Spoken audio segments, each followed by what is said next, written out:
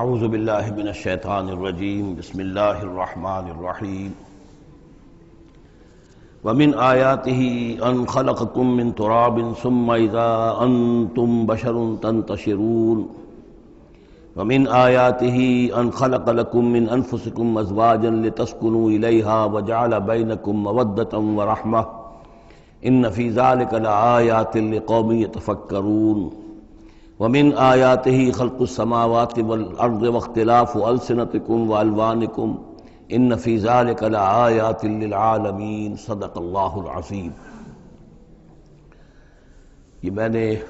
اپنے معمول کے خلاف متعدد آیات اس وقت اسی لیے تلاوت کی ہیں کہ آپ کو اندازہ ہو جائے کہ جو مضمون اب آ رہا ہے اس کا انداز کیا ہے۔ سورہ نحل میں ہم نے دیکھا تھا کہ پہلے اللہ تعالیٰ کی خاص خلاقی کی علامات، اس کے خاص جو بھی اس نے تخلیق فرمایا ہے مختلف اعتبارات سے ان کی نشانیوں کا تذکرہ کر کے ان فی ذالک لآیہ، یہ ہم نے سورہ شعراء میں بھی دیکھا، لیکن وہ تاریخی اعتبار سے تھی نشانیاں، اور جو ہیں آفاقی انفسی آیات الہیہ ان کے حوالے سے سورۃ النحل میں یہاں مضمون وہی ہے، لیکن شروع میں کیا جا رہا ان من آیات ہی، بعد میں تذکرہ ہو رہا ہے اللہ تعالیٰ کی اس خلاقی یا خاص اس کی جو بھی رحمت کے مظاہر ہیں ان کا، اور اس کی آیات میں سے ہے کہ اس نے تمہیں پیدا کیا مٹی سے اور پھر تم انسان بن گئے ہو کہ جو زمین میں پھیلے ہوئے ہو۔ ومن آیات ہی، اس کی آیات ہی میں سے یہ ہے ان خلق لکم من انفسکم ازواجا، کہ تمہارے لیے تمہاری نوع ہی میں سے تمہاری بیویاں بنائیں، جوڑے بنائے، لتسکنوا الیہا، تاکہ تم ان کی طرف سکون پکڑو، وجعل بینکم مودۃ ورحمہ، اور یہ کہ تمہارے مابین ایک دوسرے کے لیے محبت اور رحمت پیدا کر دی۔ ان فی ذلک لآیات لقوم یتفکرون، یقیناً اس میں آیات ہیں ان لوگوں کے لیے جو غور و فکر کریں۔ ومن آیاتہ خلق السماوات والارض، اور اس کی آیات میں سے ہے آسمان اور زمین کی تخلیق، واختلاف السنتکم والوانکم، اور تمہاری زبانوں اور تمہاری رنگوں کا فرق، کتنی بولیاں ہیں، کتنی زبانیں دنیا میں ہیں جو لوگ بولتے ہیں، کتنے مختلف رنگ ہیں لوگوں کے، بہت سے زرد روح ہیں، کوئی سرخ روح ہیں، کوئی سیاہ فام ہیں، مختلف لوگوں کو اللہ نے پیدا کیا ہے۔ تو یہ جو تخلیق میں تنوع ہے یہ بھی اللہ تعالیٰ کی خلاقی کی ایک بڑی علامت ہے۔ ان فی ذلک لآیات للعالمین، یقیناً اس میں ان لوگوں کے لیے کہ جو علم رکھتے ہوں نشانیاں ہیں، آیات ہیں۔ ومن آیاتہ منامکم باللیل والنہار، اور یہ بھی اس کی نشانیوں میں سے ہے، اس کی حکمت اور اس کے علم کی نشانیوں میں سے ہے تمہارا سونا، رات کے وقت بھی اور دن میں بھی قیلولہ انسان کرتا ہے اور رات کے وقت سونا ہے۔ وابتغاؤکم من فضلہ، اور یہ کہ پھر بقیہ اوقات میں جو تم اس کا فضل تلاش کرتے ہو، اس کے لیے بھاگ دوڑ کرتے ہو، محنت کرتے ہو، پھر تمہاری معاشی جد و جہد ہے۔ ان فی ذلک لآیات لقوم یسمعون، یقیناً اس میں نشانیاں ہیں ان لوگوں کے لیے جو سنتے ہیں، یعنی جو دل سے کے کانوں سے سنتے ہیں۔ ایک ہے حیوانوں کی طرح کا سننا، ایک ہے انسانوں کی طرح کا سننا، دل سے سننا۔ ومن آیاتہ یریکم البرق خوفا وطمعا، اور یہ بھی اس کی نشانیوں میں سے ہے کہ وہ تمہیں دکھاتا ہے بجلی، جب بجلی کونتی ہے تو خوف کے ساتھ بھی اور لالچ کے ساتھ بھی۔ خوف بھی ہوتا ہے کوئی طوفان نہ ہو کہ جس سے کوئی تباہی آ جائے، لیکن لالچ بھی ہوتا ہے کہ بارش آئے، باران رحمت آ جائے، تو خوف و طمع۔ وَيُنَزِّلُ مِنَ السَّمَاءِ مَاءً، اور پھر برساتا ہے وہ آسمان سے پانی، فَيُحْيِي بِهِ الْأَرْضَ بَعْدَ مَوْتِهَا، پھر زندہ کرتا ہے اس کے ذریعے سے، پانی کے ذریعے سے زمین کو اس کے مردہ ہو جانے کے بعد۔ ان فی ذلک لآیات لقوم یعقلون، یقیناً اس میں نشانیاں ہیں ان لوگوں کے لیے جو عقل سے کام لیں۔ ومن آیاتہ ان تقوم السماء والارض بامرہ، یہ بھی اس کی نشانیوں میں سے ہے، اس کی قدرت ہے کہ آسمان اور زمین اس کے حکم سے قائم ہیں۔ یعنی یہ سارا جو اجرام سماویہ ہیں، یہ بڑے بڑے کرے ہیں، بڑے بڑے، آج جو ہمیں بتایا جاتا ہے کہ کتنے بڑے سائز کے، ہمارا سورج بیچارہ ان کے سامنے بہت ہی معمولی سی شے ہے، اتنے بڑے بڑے ستارے موجود ہیں، سٹارز موجود ہیں، ان سب کو اپنی اپنی جگہ پر اپنے اپنے مدار میں کس نے تھاما ہوا ہے۔ ثم اذا دعاکم دعوۃ من الارض، پھر جب وہ تمہیں پکارے گا، بس ایک ہی دفعہ کا پکارنا اس کا ہوگا، تم زمین سے اذا انتم تخرجون، تم نکل پڑو گے۔ یعنی اللہ تعالیٰ کی جو شان ہے، یقول لہ کن فیکون، اسی طریقے سے اس وقت بھی اللہ کا بس ایک حکم کافی ہوگا۔ وَلَهُ مَن فِي السَّمَاوَاتِ وَالْأَرْضِ، اور جو کچھ بھی آسمان اور زمین میں ہے اسی کا ہے، اسی کی ملکیت ہے۔ كُلٌّ لَهُ قَانِتُونَ، سب اسی کے حکم کے تابع فرمان ہیں۔ وَهُوَ الَّذِي يَبْدَأُ الْخَلْقَ ثُمَّ يُعِيدُهُ، وہی ہے جو پہلے پیدا کرتا ہے، پہلی بار تخلیق فرماتا ہے، پھر اس کو دہراتا بھی ہے، یا دہرائے گا تمہاری تخلیق، دہرائے گا کہ دوبارہ تمہیں پیدا کرے گا۔ وَهُوَ أَهْوَنُ عَلَيْهِ، اور وہ اس پہ زیادہ آسان ہے، زیادہ ہلکا ہے۔ یہ بات پہلے بھی عرض کر چکا ہوں کہ قرآن یہ دلیل لاتا ہے کہ کسی بھی کام کو پہلی مرتبہ کرنا مشکل ہوتا ہے، دوسری مرتبہ کرنا آسان ہے۔ ایک مرتبہ کیا ہے، اس کی جو مشکلات ہیں اس کو اس نے حل کیا ہے، دیکھا ہے، یہ ہمارا تجربہ ہے۔ پہلی مرتبہ کوئی کام کرنا مشکل ہوتا ہے، دوسری مرتبہ وہی کام کرنا نسبتاً آسان ہے۔ لیکن تمہاری سوچ الٹی ہے،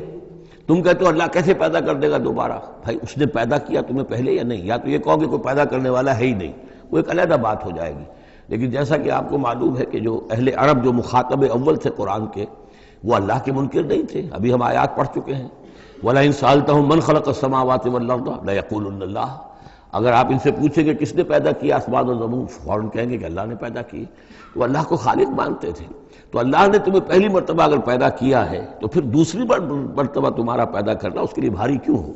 وَهُوَ أَهْوَنُ عَلَيْهِ، بلکہ جو بھی اصول ہے اس کے مطابق تو اسے اس کے لیے زیادہ آسان ہونا چاہیے، اور ہے بالفعل وہ اس کے لیے آسان ہے۔ وَلَهُ الْمَثَلُ الْأَعْلَىٰ، اور اس کی بڑی بلند شانیں ہیں۔ اصل میں مثال کا لفظ استعمال ہوا، مثلا ان کی مثال، لیکن اللہ تعالیٰ کے لیے چونکہ کوئی مثال کا لفظ بھی استعمال کرنا زیادہ موضوع ہماری سمجھ میں نہیں ہے، تو اس کو ترجمہ بہتر ہے کہ شان، اس کی بہت بلند شان ہے۔ وَلَهُ الْمَثَلُ الْأَعْلَىٰ فِي السَّمَاوَاتِ وَالْأَرْضِ، آسمانوں اور زمین میں۔ وَهُوَ الْعَزِيزُ الْحَكِيمُ، اور یقیناً وہ زبردست ہے، کمال حکمت والا۔ ضرب لکم مثلا من انفسکم، وہ تمہارے لیے تمہارے ہی جیوں میں سے، تمہاری اپنی سوچ جو ہے اس کے حوالے سے ایک مثال بیان کرتا ہے۔ هل لکم مما ملکت ایمانکم من شرکاء فیما رزقناکم فانتم فیہ سواء، کیا تمہارے لیے جو تمہارے ملک یمین ہیں، غلام ہیں، لونیاں ہیں، کیا وہ شریک بھی بن جاتے ہیں تمہارے اس چیز میں کہ جو ہم نے تمہیں رزق دیا ہے؟ ظاہر بات ہے کہ غلام تو غلام رہے گا، وہ شریک تو نہیں ہوگا، وہ برابر کا حقدار اور اختیار تو نہیں رکھے گا۔ اس جو بھی آقا کا مال ہے اور ملکیت ہے، اس میں اصل اختیار اور تصرف جو آقا کا ہے۔ غلام تو جو بھی اس کو حکم دیا جاتا ہے وہ بجا لاتا ہے۔ فَأَنْتُمْ فِيهِ سَوَاءٌ، کیا یہ ہو سکتا ہے کہ تم اور تمہارے غلام جو ہیں، تمہارے ملک یمین، وہ برابر ہو جائیں اختیار میں، ملکیت میں؟ تخافون کخیفتکم، کیا تم ان کے بارے میں بھی اسی طریقے کی سوچ رکھتے ہو جیسے کہ اپنے بارے میں اندیشے ہوتے ہیں، ایسا نہ ہو جائے، ایسا نہ ہو جائے، اس کا بھی اہتمام کر لیا جائے، اس اندیشے کا بھی سدجواب کر لیا جائے؟ کیا جتنی فکر تم اپنے بارے میں کرتے ہو، کیا اتنی ہی فکر اپنے ان غلاموں کے بارے میں بھی کرتے ہو؟ کخیفتکم انفسکم، کیا نگہداشت جو ہے جتنی اپنی کرتے ہو ان کی بھی کرتے ہو؟ کذالک نفصل الآیات لقوم یعقلون، اسی طرح ہم اپنی آیات کو واضح کر رہے ہیں، تفصیل بیان کر رہے ہیں ان لوگوں کے لیے جو عقل سے کام لیں۔ یعنی یہ کہ باقی جتنے بھی ہیں جن کو تم نے چھوٹے معبود مانا ہے، تم خود مانتے ہو چھوٹے معبود ہیں، اللہ بڑا معبود ہے، خالق حقیقی صرف وہ ہے، تو یہ کیسے برابر ہو جائیں گے؟ اور کیسے تم نے یہ سمجھ لیا ہے کہ ان کی سفارش جو ہے وہ بائنڈنگ ہو جائے گی اللہ پر، اور یہ تمہیں اللہ کی پکڑ سے بچا لیں گے؟ یہ تم نے جو تصور کیا ہے خود اپنے اوپر قیاس کرو، تو کیا تمہارے غلام جو ہے وہ تمہارے برابر ہو جاتے ہیں؟ تو جو کہ یہ جتنی بھی تم نے گھڑ لی ہیں معبود اپنے، یہ بھی سب مخلوق ہیں، چاہے وہ من گھڑت ہیں تمہارے جن کی کوئی حقیقت ہے ہی نہیں، اور چاہے یہ کہ وہ ملائکہ ہوں یا انبیاء ہوں یا اولیاء اللہ، وہ سب مخلوق ہیں۔ تو اللہ کے لیے تو سب غلام ہیں، تو اللہ کے برابر کیسے ہو جائیں گے؟ بل اتبع الذین ظلموا اہواءہم، حقیقت یہ ہے کہ ان ظالموں نے اپنی خواہشات کی پیروی کی ہے، بغیر علم، بغیر کسی علم کے، بغیر کسی سند کے۔ فمن یہدی من اضل اللہ، تو کون ہے جو ہدایت دے گا اس کو کہ جس کو اللہ نے بھٹکا دیا؟ یعنی اللہ تعالیٰ ان کے ضلالت کا فیصلہ کر چکا ہے کہ ان کی مہر تصدیق اللہ کی طرف سے ثبت ہو چکی ہے۔ وما لهم من ناصرین، اور اب ان کے لیے کوئی مددگار نہیں ہے۔ فاقم وجہک للدین حنیفا، یہ آیات بہت اہم ہیں جو آ رہی ہیں آگے، اور دین کا جو اصل روح ہے اور اس کی یعنی جو جڑ اور بنیاد ہے۔ فاقم وجہک للدین حنیفا، تو قائم رکھو، سیدھا رکھو اپنے چہرے کو اللہ کے دین کی طرف، حنیفا، یکسو ہو کر۔ یہ توحیدی شان ہو کہ میری اطاعت، ان صلاتی و نسکی و محیایا و مماتی للہ رب العالمین، جیسے حضرت ابراہیم نے فرمایا تھا انی وجہت وجہی للذی فطر السماوات والارض حنیفا وما انا من المشرکین، اب ہر چہار طرف سے اپنی توجہات کو کاٹ کر ذات باری تعالیٰ پر مرکوز کرو۔ فَأَقِمْ وَجْهَكَ لِلدِّينِ حَنِيفًا فِطْرَةَ اللَّهِ الَّتِي فَطَرَ النَّاسَ عَلَيْهَا، یہی وہ فطرت اللہ ہے جس پر کہ اللہ نے انسانوں کو پیدا کیا ہے، انسانوں کی تخلیق اسی پر ہوئی ہے۔ ہر بچہ جو ہے نسل انسانی کا وہ فطرت سلیمہ لے کر آتا ہے، بعد میں اس میں جو گڑبڑ ہوتی ہے اس کے ماحول کی وجہ سے، اس کے والدین جو بھی اس کو سکھا پڑھا دیتے ہیں، جیسا کہ حدیث ہے کل مولود یولد علی الفطرہ،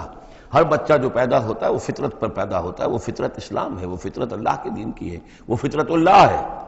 فَأَبَوَاهُ يُهَوِّدَانِهِ أَوْ يُمَجِّسَانِهِ أَوْ يُنَصِّرَانِهِ، یہ تو پھر اس کے ماں باپ ہیں جو اسے یہودی یا نصرانی یا مجوسی بنا دیتے ہیں۔ تو یہاں فرمایا فطرت اللہ التي فطر الناس علیہا، لا تبدیل لخلق اللہ، اللہ کی خلق میں، اللہ کی تخلیق میں کوئی تبدیلی نہیں ہو سکتی۔ ذالک الدین القیم، بس یہی دین ہے قائم رہنے والا سیدھا دین۔ ولکن اکثر الناس لا یعلمون، لیکن اکثر لوگ علم نہیں رکھتے۔ منیبین الیہ، تو فاقم وجہک للدین حنیفا، اسی کے ساتھ کنٹینویشن سمجھیے، منیبین الیہ، اور چونکہ پہلے واحد کے صیغے میں تھا تو حضور سے خطاب تھا، لیکن جیسا کہ میں نے آپ کو بتایا ہے کہ حضور سے خطاب بھی ہوتا ہے ان مکی صورتوں میں، تو گویا کہ امت سے ہو رہا ہے، تو یہاں وہ جمع کا صیغہ ہو گیا کہ اپنے چہرے اللہ کے دین کی طرف یکسو ہو کر سیدھے کر لو، منیبین الیہ، اسی کی طرف رجوع کرتے ہوئے، واتقوہ، اور اس سے ڈرو، وَأَقِیمُوا الصَّلَاةَ وَلَا تَکُونُوا مِنَ الْمُشْرِکِینَ، اور نماز قائم کرو، اور دیکھو مشرکین میں سے نہ ہونا، مِنَ الَّذِينَ فَرَّقُوا دِینَهُمْ، جنہوں نے اپنے دین کو پھاڑ ڈالا۔ فرق جو ہے کاٹ دینا، توڑ دینا، کل فرق کالطود العظیم فرقنا بکم البحر، یاد کرو جب کہ ہم نے تمہارے ساتھ سمندر کو پھاڑ دیا تھا، وَإِذْ فَرَقْنَا بِكُمُ الْبَحْرَ فَأَنْجَيْنَاكُمْ وَأَغْرَقْنَا آلَ فِرْعَوْنَ وَأَنْتُمْ تَنظُرُونَ۔ فرق کیا ہے؟ پھاڑ دینا۔ دین کو پھاڑ دینا، توڑ دینے کے معنی کیا ہیں؟ اطاعت ایک حصے میں اللہ کی، ایک حصے میں کسی اور کی، وہ زندگی پھٹ گئی، اب یہ زندگی منتشر ہو گئی، اطاعت آپ کی منتشر ہو گئی، اطاعت صرف اللہ کی ہو، فَدْعُوهُ مُخْلِصِينَ لَهُ الدِّينَ،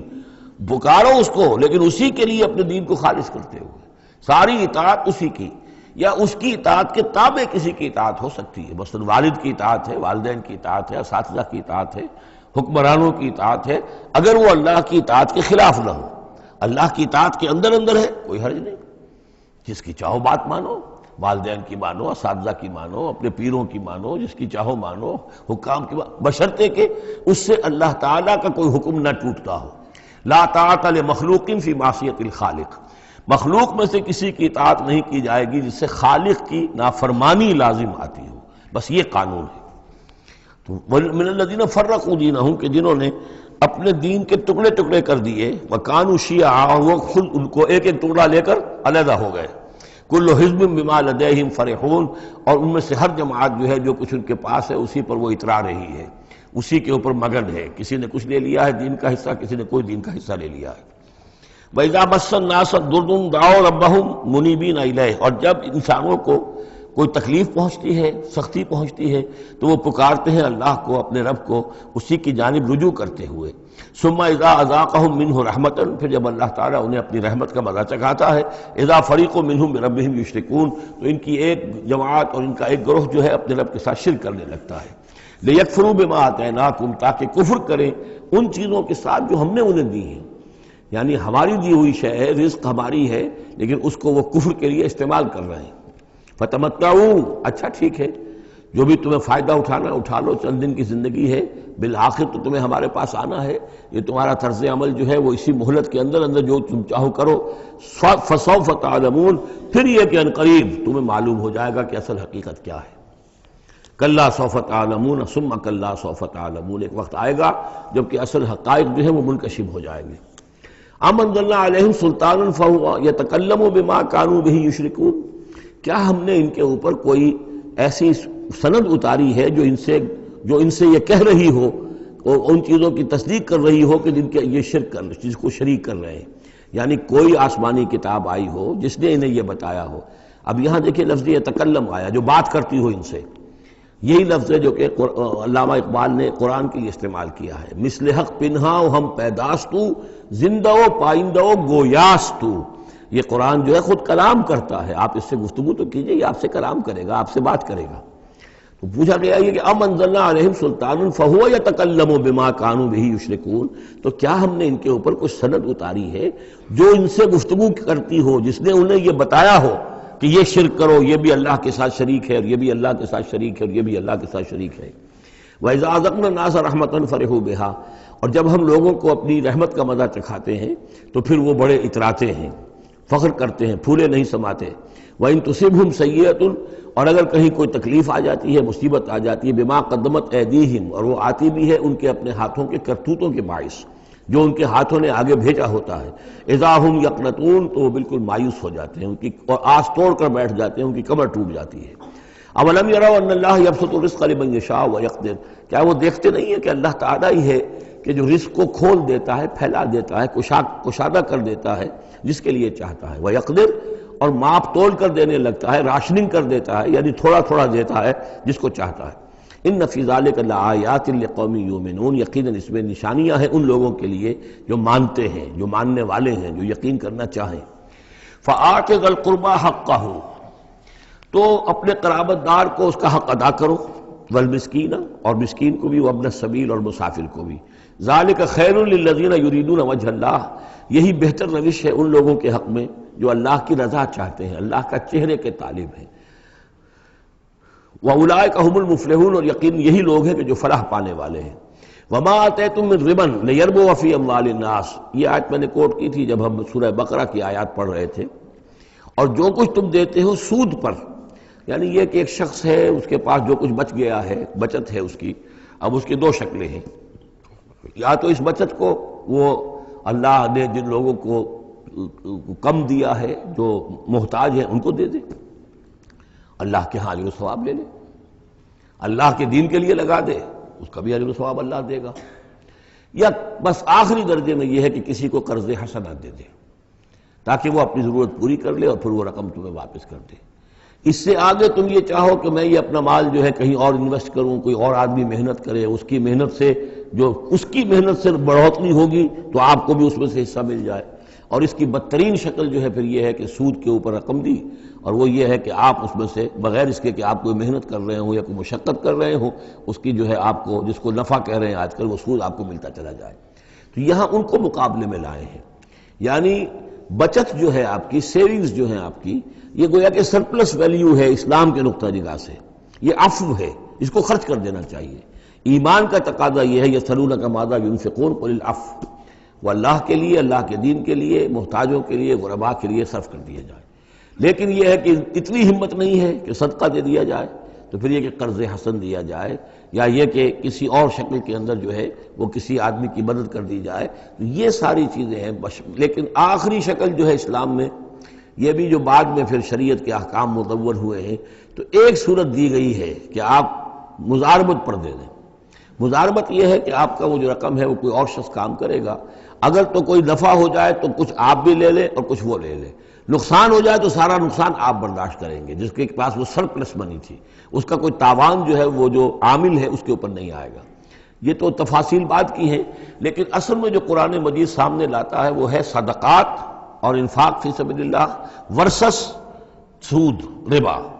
کہ کوئی شخص اپنی بچت کا مصرف کیا بناتا ہے، وہ بچت دیتا ہے اللہ کی رضا حاصل کرنے کے لیے، آخرت کا اجر و ثواب حاصل کرنے کے لیے، یا بچت کو انویسٹ کر کے اور دنیا ہی میں کمانا چاہتا ہے۔ یہ دو ذہنیتیں ہیں جو ایک دوسرے سے بالکل مختلف ہیں اور متضاد ہیں۔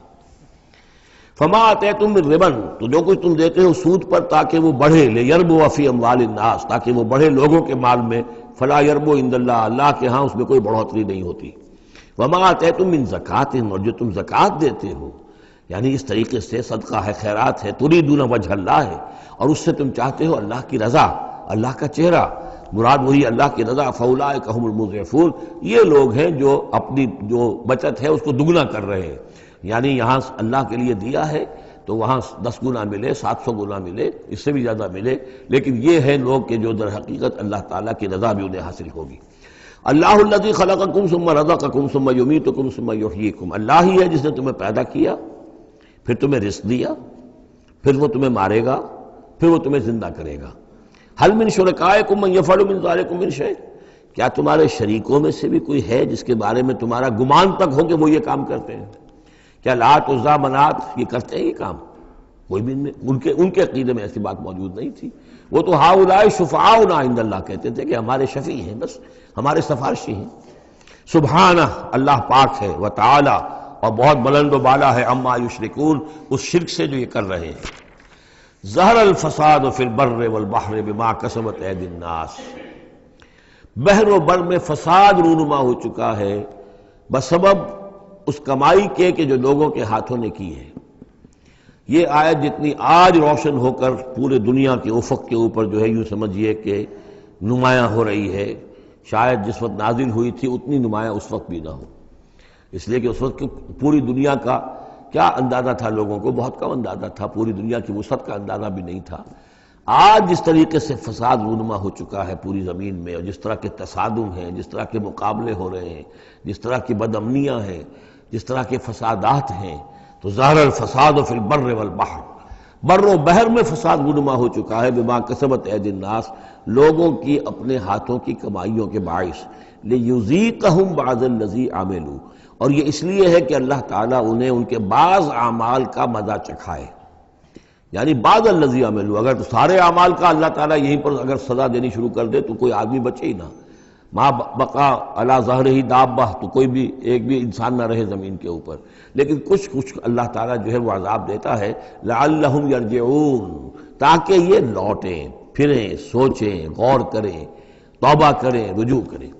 یہ جو کچھ ہو رہا ہے اس وقت وہ اس لیے ہے کہ انسان ہوش میں آئے، یہ آج ہمارے ساتھ کیوں ہو رہا ہے، کس وجہ سے ہو رہا ہے، خاص طور پہ مسلمان سوچیں کیوں ہم ذلیل و خوار ہیں آج، کیوں ذلیل کہ کل تک نہ تھی پسند گستاخی فرشتہ ہماری جناب میں، کیا وجہ ہے؟ اے اللہ، ہم سے تو وعدہ تیرا تھا، انتم الاعلون ان کنتم صادقین ان کنتم مؤمنین، تم ہی بلند سر بلند ہوگے اگر تم مومن ہوئے، ہمارا یہ حال کیوں ہے؟ اگر ہم یہ سوچیں گے تو نتیجے پر پہنچیں گے کہ اس لیے کہ ایمان نہیں ہے ہمارے پاس، یا دوسرا وجہ یہ ہے کہ ہم نے دین کے حصے بکھرے کر دیے ہیں۔ افتؤمنون ببعض الکتاب وتکفرون ببعض فما جزاء من يفعل ذلك منكم الا خزي في الحیاۃ الدنیا ویوم القیامۃ یردون الی اشد العذاب۔ تو جب آپ سوال کریں گے قرآن سے تو قرآن آپ کو جواب دے گا، لیکن ان چیزوں پر بھی اگر غور کریں، سوچیں، تو جب تک اللہ تعالیٰ کی طرف سے کوئی مہلت ملی ہوئی ہے، کوئی بڑا عذاب آنے سے پہلے، یہ آیت نوٹ کر لیجیے، 41 نمبر آیت ہے، اس لیے کہ 60 آیتیں ہیں سورہ روم کی۔ اس سورہ مبارکہ کی مناسبت مضامین کے اعتبار سے ہے، اس کے بعد سورہ لقمان ہے، پھر سورہ سجدہ ہے۔ سورہ سجدہ کی جو آیتیں ہیں وہ 30 ہیں، اور 21ویں آیت اس کی جو ہے اس کے لگ بھگ ہے، جب ہم پڑھیں گے تو ان کے اندر مناسبت محسوس ہوگی۔ ان 4 صورتوں میں ایک عجیب بات ہے کہ یہ پہلی صورت سورہ عنکبوت، اس کے مضامین کی مناسبت جوڑا اس کا جو وہ تیسری صورت ہے سورہ لقمان، اور دوسری صورت یہ سورہ روم، اس کا جوڑا جو ہے وہ سورہ سجدہ ہے۔ ان کے مضامین کی مناسبت اس اعتبار سے، اور چاروں نے مل کر ایک سب گروپ کی شکل اختیار کی ہے، جیسے وہ 4 تھیں جو اس سے پہلے ہم پڑھ چکے ہیں۔ ظہر الفساد فی البر والبحر بما کسبت ایدی الناس لیذیقہم بعض الذی عملوا لعلہم یرجعون قل سیروا فی الارض فانظروا کیف کان عاقبۃ الذین من قبل، کہیے ان سے زمین میں گھومو پھرو اور دیکھو کیسا انجام ہوا ان کا جو تم سے پہلے تھے۔ کان اکثرہم مشرکین، ان کی اکثریت مشرکوں پر مشتمل تھی۔ فاقم وجہک للدین القیم، دوبارہ اپنے چہرے کو سیدھا رکھو دین قیم کی طرف، اللہ کے دین کی طرف، من قبل ان یاتی یوم لا مرد لہ من اللہ، اس سے پہلے کہ وہ دن آ جائے کہ جسے پھر اللہ کی طرف سے لوٹانے والا کوئی نہیں ہوگا، یعنی اس سے پہلے کہ وہ دن آ جائے اللہ کے حکم سے کہ جس کو لوٹانے والا کوئی نہیں ہوگا۔ یومئذ یصدعون، اس دن یہ تقسیم ہو جائیں گے، پھٹ جائیں گے، علیحدہ ہو جائیں گے۔ کس طرح ہو جائیں گے؟ کیا پولرائزیشن ہوگی؟ من کفر فعلیہ کفرہ، جس نے کفر کیا ہوگا اس کے کفر کا سارا وبال اسی پر آئے گا۔ ومن عمل صالحا فلانفسہم یمہدون، اور جو لوگ جنہوں نے عمل کام کیے تھے، اچھے عمل کیے تھے، تو ظاہر بات ہے کہ انہوں نے اپنے ہی لیے یہ بستر بچھایا تھا، جو اعمال انہوں نے کیے تھے، تو گویا کہ اس وقت علیحدہ ہو جائیں گے، دودھ کا دودھ پانی کا پانی۔ لیجزی الذین آمنوا وعملوا الصالحات من فضلہ، تاکہ اللہ تعالیٰ بدلہ دے اہل ایمان کو جنہوں نے نیک عمل کیے تھے اپنے فضل سے۔ انہ لا یحب الکافرین، یقیناً وہ کافروں کو پسند نہیں کرتا۔ ومن آیاتہ، اور اس کی نشانیوں میں سے یہ بھی ہے ان یرسل الریاح مبشرات، کہ وہ بھیجتا ہے ہواؤں کو جو بشارت لے کر آتی ہیں، وَلِيُذِيقَكُم مِّن رَحْمَتِهِ، اور تاکہ پھر وہ اپنی رحمت سے تمہیں کو حصہ دے، تمہیں مزہ چکھائے تو اپنی رحمت کا، یعنی باران رحمت کا، وَلِتَجْرِيَ الْفُلْكُ بِأَمْرِهِ، اور تاکہ سمندر کے اندر جو جہاز چلے اور کشتیاں چلیں وہ بھی اس کے حکم سے، وَلِتَبْتَغُوا مِن فَضْلِهِ، اور تاکہ ان کشتیوں پر سفر کر کے تم اللہ کا فضل تلاش کرو، وَلَعَلَّكُمْ تَشْكُرُونَ، اور تاکہ تم شکر کرو۔ وَلَقَدْ أَرْسَلْنَا مِن قَبْلِكَ رُسُلًا إِلَىٰ قَوْمِهِمْ، اور اے نبی آپ سے پہلے بھی ہم نے رسول بھیجے ان اپنی اپنی قوموں کی طرف، فَجَاءُوهُم بِالْبَيِّنَاتِ، تو وہ لے کر آئے ان کے پاس واضح نشانیاں، معجزات اور واضح تعلیمات۔ فَانْتَقَمْنَا مِنَ الَّذِينَ أَجْرَمُوا، پھر ہم نے انتقام لیا مجرموں سے، وَكَانَ حَقًّا عَلَيْنَا نَصْرُ الْمُؤْمِنِينَ، اور یہ تو ہمارے ذمے تھا کہ ہم اپنے اہل ایمان بندوں کی مدد کریں۔ یعنی یہی ہوا ہے، حضرت نوح اور ان کے ساتھی بچا لیے گئے، حضرت ہود اور ان کے ساتھی بچا لیے گئے، حضرت صالح اور ان کے ساتھی بچا لیے گئے۔ اللہ الذی یرسل الریاح فتثیر سحابا، اللہ ہی ہے کہ جو ہوائیں چلاتا ہے، فتثیر، پھر وہ ہوائیں جو ہیں اٹھاتی ہیں بادلوں کو، فیبسطہ فی السماء، پھر اللہ تعالیٰ ان بادلوں کو پھیلا دیتا ہے فضا کے اندر، کیف یشاء، جیسے بھی وہ چاہتا ہے، ویجعلہ کسفا، پھر ان کو کر دیتا ہے تہ برتہ، یہ مضمون پہلے بھی آ چکا ہے، پھر ان کو تہ برتہ کرتا ہے۔ فَتَرَى الْوَدْقَ يَخْرُجُ مِنْ خِلَالِهِ، تم دیکھتے ہو کہ بارش برستی ہے اور مہ برستا ہے ان کے درمیان سے، فَإِذَا أَصَابَ بِهِ مَن يَشَاءُ مِنْ عِبَادِهِ إِذَا هُمْ يَسْتَبْشِرُونَ، تو جب اللہ تعالیٰ اپنے بندوں میں سے کسی پر اس بارش کو برسا دیتا ہے اس کی زمین پر، تو وہ بڑے خوش ہوتے ہیں، شاداں فرحاں ہوتے ہیں، خوشیاں مناتے ہیں۔ وَإِنْ كَانُوا مِنْ قَبْلِ، اور اس سے پہلے اگرچہ وہ تھے، ان ينزل علیہم من قبل ہی، کہ اس سے پہلے کہ یہ ان پر بارش برسائی گئی ہوتی، لمبلسین، یقیناً بہت ہی نا امید تھے، یقیناً اس سے پہلے مایوس ہو چکے تھے کہ اچانک گھٹا آئی، بشارت آئی، بارش برسی، اب وہ خوش ہو گئے، خوشیاں منا رہے ہیں۔ یہ خاص طور پر جو بارانی زمینیں ہوتی ہیں وہاں کے لوگوں کو اصل میں ان چیزوں کا زیادہ تجربہ ہوتا ہے۔ عام طور پر جہاں آرٹیفیشل اریگیشن ہے تو وہاں یہ نیچرل فنومینا اور اس کے ساتھ یہ نفسیاتی کیفیات اتنی نہیں ہوتی جتنی کہ بارانی زمینوں میں ہوتی ہے۔ فانظر الی آثار رحمت اللہ، تو دیکھو اللہ کی اپنی اللہ کی رحمت کے جو آثار ہیں، نشانیاں ہیں، اس کو دیکھو۔ کیف یحیی الارض بعد موتہا، کیسے وہ زندہ کرتا ہے زمین کو اس کے مردہ ہو جانے کے بعد۔ ان ذالک لمحیی الموتیٰ، وہی ہے جو زندہ کرتا ہے، جو زندہ کرے گا مردوں کو۔ وہو علی کل شیء قدیر، اور یقیناً وہ ہر چیز پر قادر ہے۔ ولئن ارسلنا ریحا، اور اگر ہم بھیجیں کوئی ایسی ہوا، جھکڑ بھیج دیں اس کھیتی کے اوپر، وہ کھیتی کو تباہ و برباد کر دے، فراؤ مصفرا، اور دیکھیں کہ وہ کھیتی تو پیلی پڑ گئی، زرد پڑ گئی، کوئی ایسا آ گیا، کوئی باد سرسر کا جھونکا آ گیا، کیا ہوا؟ فَلَظَلُّوا مِن بَعْدِهِ يَكْفُرُونَ، تو پھر وہ اس کے بعد جو ہے وہ پھر ناشکری کرنے لگتے ہیں اللہ کے جناب میں، کہ ہمارے اوپر تو اللہ کی کوئی رحمت کبھی ہوئی ہی نہیں، ہمارے لیے تو ہماری تو قسمت پھوٹی ہوئی ہے، اللہ تعالیٰ کی طرف سے ہمیں کبھی کوئی خیر ملا ہی نہیں۔ فَإِنَّكَ لَا تُسْمِعُ الْمَوْتَىٰ، تو اے نبی آپ نہیں سنا سکتے مردوں کو، وَلَا تُسْمِعُ الصُّمَّ الدُّعَاءَ اذا ولوا مدبرین، نہ ہی آپ ایسے بہرے لوگوں کو سنا سکتے ہیں اپنی پکار اور اپنی دعوت کہ جو پیٹھ موڑ کر بھی چلے گئے ہوں۔ یعنی بہرا جو ہے اگر آپ کے آمنے سامنے رو در رو ہے تو کم سے کم اشاروں کے نائوں میں کوئی بات اسے سمجھائی جائے، لیکن یہ لوگ جو ہیں یہ تو ایسے بہرے ہیں کہ جو ساتھ ہی پیٹھ موڑ کر چل بھی دیے ہیں، لہذا اب کوئی شکل نہیں ہے کہ آپ اپنی دعوت اور جو بھی ابلاغ و تبلیغ ہے اس کا ان کے اوپر کوئی اثر پیدا کر سکیں۔ وَمَا أَنْتَ بِهَادِ الْعُمْيِ عَنْ ضَلَالَتِهِمْ، اسی طرح آپ اندھوں کو ان کی گمراہی اور ان کی ضلالت سے، بھٹکنے سے آپ بچا نہیں سکتے، ہدایت نہیں دے سکتے۔ ان تسمع الا من یؤمن، آپ نہیں سنا سکتے مگر انہی کو جو مانتے ہیں، بے آیاتنا، ہماری آیات کو، فہم مسلمون، بس وہ ہماری فرما برداری اختیار کرتے ہیں۔ اللہ الذی خلقکم من ضعف، وہ اللہ ہی ہے جس نے تمہیں بنایا کمزوری سے، یعنی جب تم پیدا ہوتے ہو تو بہت کمزور ہوتے ہو، ثم جعل من بعد ضعف قوۃ، پھر تمہاری اس کمزوری کے بعد اللہ تعالیٰ تمہیں قوت عطا فرماتا ہے، جوانی آتی ہے، آدمی کڑیل جوان بنتا ہے، پھر اس کی ثم جعل من بعد قوت ضعفا، پھر قوت کے بعد پھر ضعف آ جاتا ہے، پھر یہ ادھیڑ عمر ہوئی اور قوا کے اندر جو ہے اضمحلال پیدا ہونا شروع ہوا، پھر بڑھاپا آ گیا، وشیبہ، اور پھر یہ کہ سفید بال ہو جاتے ہیں۔ یخلق ما یشاء،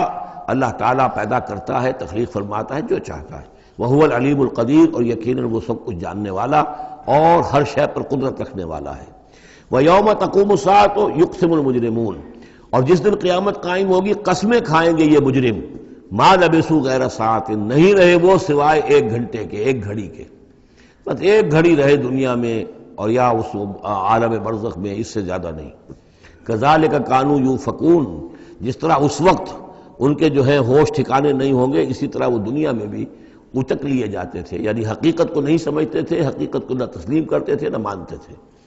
وقال الذین اوتوا العلم، اور کہیں گے وہ لوگ کہ جن کو کہ علم حاصل تھا، جو صاحب شعور تھے، والایمان، اور جن کو ایمان حاصل تھا، لقد لبثتم فی کتاب اللہ الی یوم البعث، اے بدبختو تم رہے ہو اللہ کے حساب اور اللہ کی کتاب کے مطابق یوم بعث تک۔ یہ سارا تم ایک گھنٹہ جسے کہہ رہے ہو یہ عالم برزخ تھا، بڑا طویل برزخ کا عالم تھا۔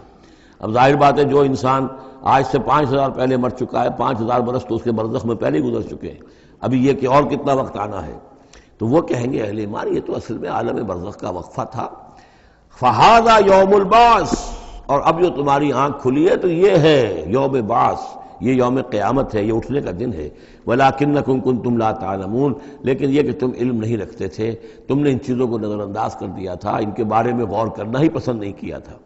فَيَوْمَئِذٍ لَا يَنفَعُ الَّذِينَ ظَلَمُوا مَعْذِرَتُهُمْ، تو آج پھر جن لوگوں نے ظلم کیا، زیادتی کی، گناہ کی زندگی بسر کی، اب ان کو کوئی فائدہ نہیں پہنچائے گی ان کا معذرت کرنا، عذر تراشنا،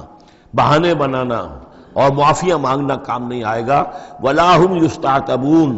نہ ہی انہیں یہ موقع دیا جائے گا کہ وہ توبہ کریں، اب وہ وقت گزر چکا۔ دنیا میں موقع تھا جب تک موت نہیں آئی تھی، معلم یغرغر، جب تک کہ موت کے آثار شروع نہیں ہوئے ان کے لیے توبہ کا موقع تھا، لیکن اب انہیں یہاں پر توبہ کا موقع نہیں دیا جائے گا، ان کی توبہ جو ہے اب قبول نہیں ہوگی۔ وَلَقَدْ ضَرَبْنَا لِلنَّاسِ فِي هَذَا الْقُرْآنِ مِنْ كُلِّ مَثَلٍ، ہم نے تو لوگوں کے لیے اس قرآن میں ہر طرح کی مثالیں بیان کر دیں، ہر انداز میں سمجھا دیا۔ ایک پھول کا مضمون ہو تو 100 رنگ سے باندھیں، ہم نے یہ ہر طریقے سے بات جو ہے واضح کر دی ہے۔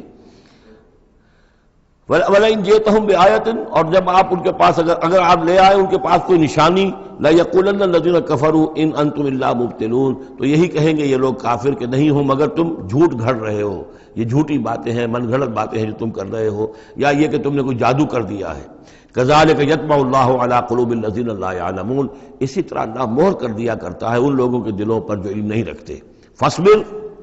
بس اے نبی صلی اللہ علیہ وسلم آپ صبر کیجئے۔ إِنَّ وَعْدَ اللَّهِ حَقٌّ، اور جیسا کہ میں نے عرض کیا یہ صرف حضور کے لیے نہیں ہے، حضور کی وساطت سے تمام مسلمانوں کو۔ تو اے نبی آپ اور اے اہل ایمان تم سب صبر کرو۔ ان وعد اللہ حق، اللہ کے وعدے پر یقین رکھو، اللہ کا وعدہ سچا ہے، اس کی مدد آئے گی، غلبہ دین کو ہوگا، حق کا ہوگا، لیکن یہ کہ اس کے ابھی بہرحال ابھی اس کے امتحان اور بھی ہیں، تمہارا امتحان تو لیا جائے گا۔ احسب الناس ان یترکوا ان یقولوا آمنا وهم لا یفتنون، پھر سورہ بقرہ کی آیت ذہن میں لائیے، وَلَنَبْلُوَنَّكُمْ بِشَيْءٍ مِّنَ الْخَوْفِ وَالْجُوعِ وَنَقْصٍ مِّنَ الْأَمْوَالِ وَالْأَنفُسِ وَالثَّمَرَاتِ، یہ اللہ امتحان تو لے گا، لیکن اللہ کے وعدے پر پختہ یقین رکھو۔ إِنَّ وَعْدَ اللَّهِ حَقٌّ وَلَا يَسْتَخِفَّنَّكَ الَّذِينَ لَا يُوقِنُونَ، اور دیکھنا کہیں وہ لوگ جو یقین نہیں رکھتے تمہیں ہلکا نہ کر دیں، یعنی تمہارے ان کا دباؤ جو ہے تم برداشت نہ کر سکو اور تم پیچھے ہٹ جاؤ، کوئی پسپائی اختیار کر لو، اس کے معنی کیا ہوئے؟ بڑے بودے نکلے، بڑے کمزور نکلے۔ دیکھنا کہیں ایسا نہ ہو کہ یہ تمہارے دشمن، یہ مشرک، یہ کافر جو دباؤ ڈال رہے ہیں، کہیں تمہارا بودا پن ظاہر ہو جائے اور وہ تمہیں ہلکا کر کے رکھ دیں، اس کی بجائے جمے رہو، ڈٹے رہو، کوئی ہمالیہ کی طرح کھڑے رہو، اور اللہ تعالیٰ کے دین کے لیے جو تن من دھن لگا رہے ہو اسی طریقے سے لگاتے رہو، بالآخر اللہ تعالیٰ تمہیں نجات دے گا، دنیا میں بھی آخرت میں بھی۔ سورۃ لقمان، بسم اللہ الرحمن الرحیم، الف لام میم، تلک آیات الکتاب الحکیم۔ اس سورہ مبارکہ کی ابتدائی آیات جو ہیں وہ سورہ بقرہ کی ابتدائی آیات سے بہت مشابہ بھی ہیں، اور دوسرے یہ کہ اس میں ایک لطیف فرق ہے، وہ بھی آپ کے سامنے آ جائے گا۔ تلک آیات الکتاب الحکیم ھدی ورحمۃ للمحسنین الذین یقیمون الصلاۃ ویؤتون الزکاۃ وہم بالآخرۃ ہم یوقنون اولئک علی ھدی من ربہم واولئک ھم المفلحون۔ پانچویں آیت تو یہاں ہے وہی پانچویں آیت ٹھیک سورہ بقرہ کی ہے، اولئک علی ھدی من ربہم واولئک ھم المفلحون۔ پہلی آیت الف لام میم یہاں ہے، پہلی آیت الف لام میم سورہ بقرہ کی بھی ہے۔ نوٹ کیجئے کہ وہاں آیا تھا ھدی للمتقین، یہ تقوی والوں کے لیے، جن میں کوئی حق کی طلب ہے، جو چاہتے ہیں نیک راستے پر چلنا، جن میں طلب ہدایت ہے، ان کے لیے ہدایت ہے۔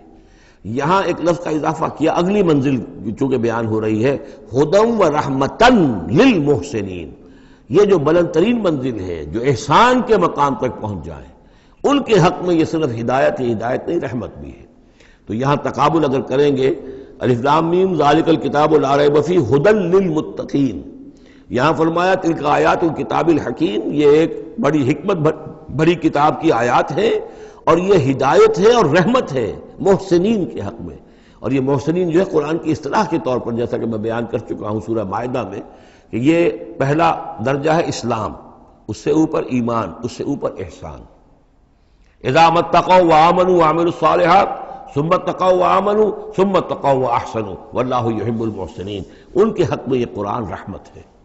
الذین، اب ان کے یہ اوصاف ہیں جو نماز قائم رکھتے ہیں، ویؤتون الزکوٰۃ، وہاں ہے ومما رزقناہم ینفقون، یہاں باقاعدہ لفظ زکوٰۃ آ گیا، وہ زکوٰۃ دیتے رہتے ہیں، یا یہ کہ اپنے تزکیے کے لیے ایک مسلسل کوشاں رہتے ہیں۔ وہم بالآخرۃ ہم یوقنون، اور آخرت پر ان کا پورا یقین ہے۔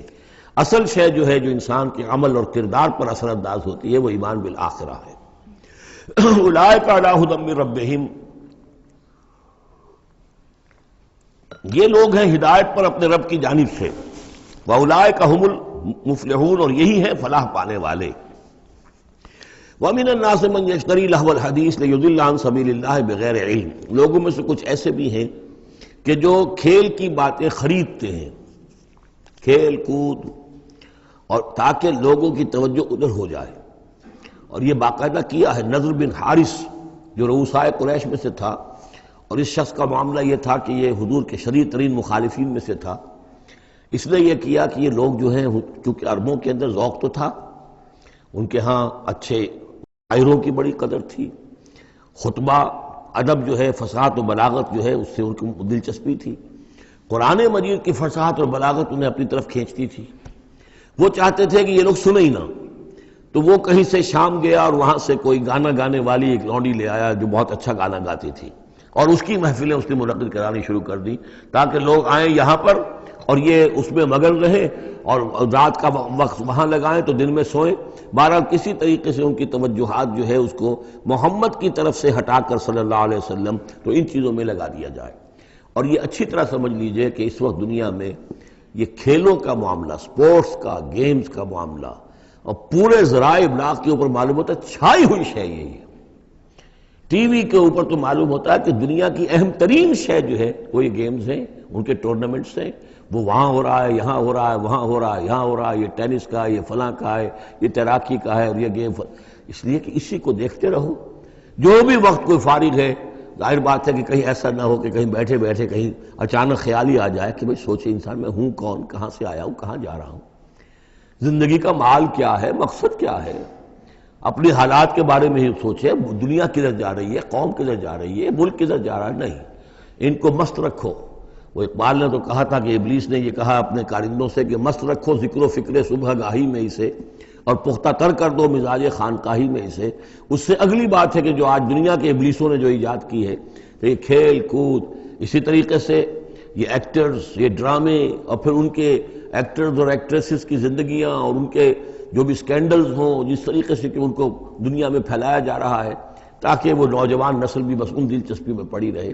تو یہ ہے اصل میں وہ فلسفہ۔ وَمِنَ النَّاسِ مَن يَشْتَرِي لَهْوَ الْحَدِيثِ،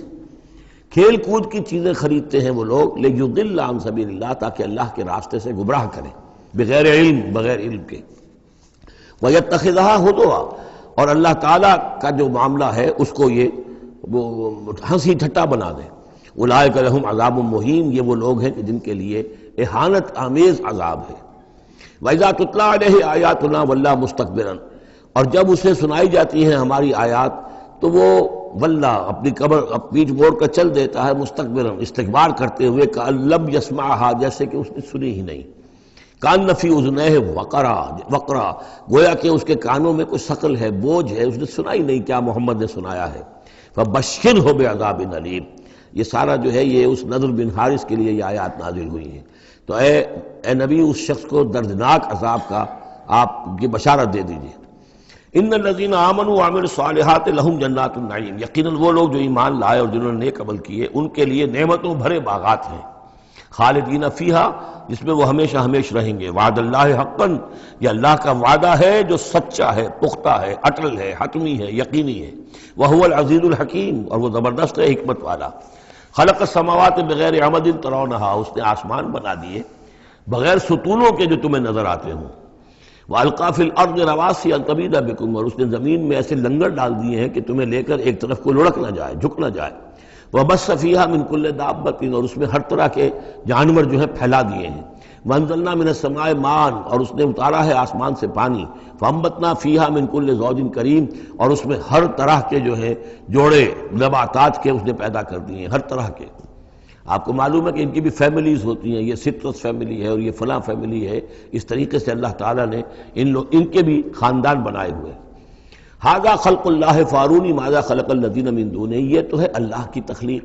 تم بھی مانتے ہو کہ اللہ نے بنایا، پھر ذرا مجھے دکھاؤ کیا چیز بنائی ہے انہوں نے جو اس کے سوا معبود تم نے بنا لیے ہیں۔ بل الظالمون فی ضلال مبین، ظاہر ہے کہ ایسے ان کے عقیدے میں بھی یہ بات نہیں تھی۔ یہ دوسری بات ہے کہ وہ متوجہ نہیں ہوتے تھے، جو کچھ کر رہے ہیں اس کا کبھی تجزیہ نہیں کرتے تھے، لیکن یہ ہے کہ یہ ظالم جو ہے یہ کھلی گمراہی میں پڑے ہوئے ہیں۔